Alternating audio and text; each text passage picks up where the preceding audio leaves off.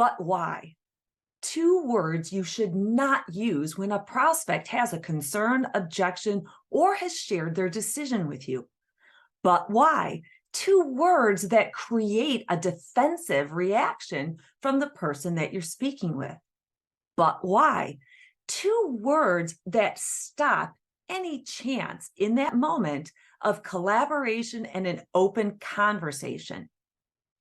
Now, I hate to use this example because it's such a stereotype and why so many financial professionals don't like to be associated with sales.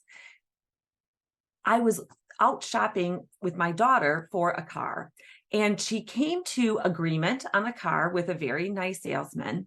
And then we were put into the finance room. Now, ahead of time, she and I had talked about, that this is her decision. She is an adult, and that, what my role was going to be, and that, they were going to try to sell her warranty and all these other things. And she said, no, I definitely don't want them. This is the money I need to stay within. So we sit down, and the first thing the man says is, let me tell you about the warranty. And I said, she's not interested. We would just like the final number and monthly payment. But why? He said. I looked at her and I said, because she's decided that she doesn't want the warranty, please give her the final number and the monthly payment. But don't you want to hear about the benefits? No, I said. She just wants the final number and the monthly payment. But I think you need to hear a couple of examples, he said. And I said, stop there. She's not interested. We are not open to hearing anything else. I've asked you now 3 times, and she's asked a couple of times before this for the final number and the monthly payment. And off we went into several more minutes with a manager, etc., escalation, and not a good situation.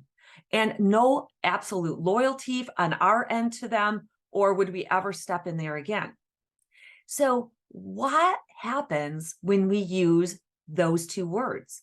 And those two words together, even separately, don't help you in a situation where a prospect has a concern or objection or has given you a decision.